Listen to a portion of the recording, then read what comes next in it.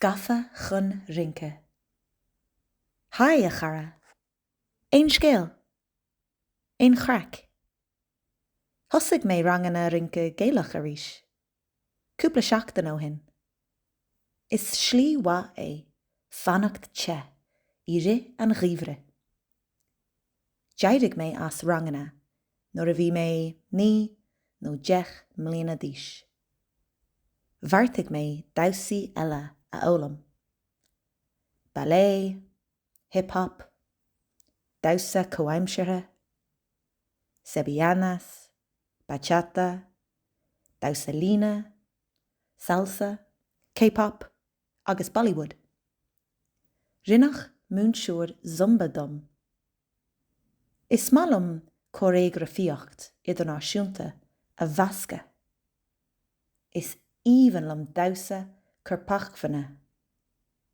Maidir le damhsa Gaelach, tat níon an ceol go mórlam. Agus is bralam na céilethe a ólam.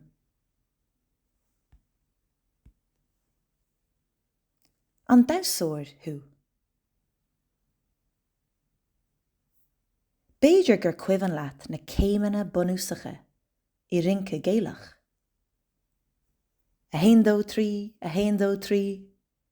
A hain dó trí car cúig sé seacht, a hain dó trí, a hain dó trí.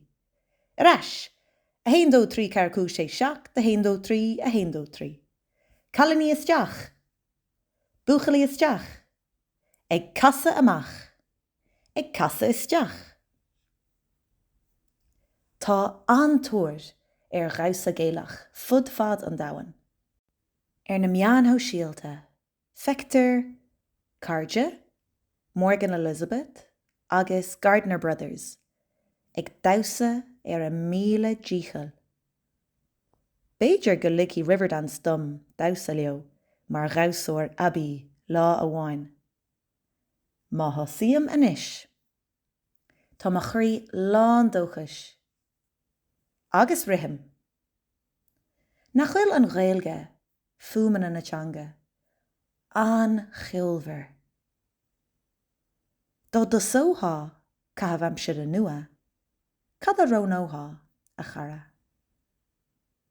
Inis dom. Tá súlagam go mbeidh seans agat damhsa go lua. Cuimhéad thu hain. Le gach deagaí do bhúnseoir Molly.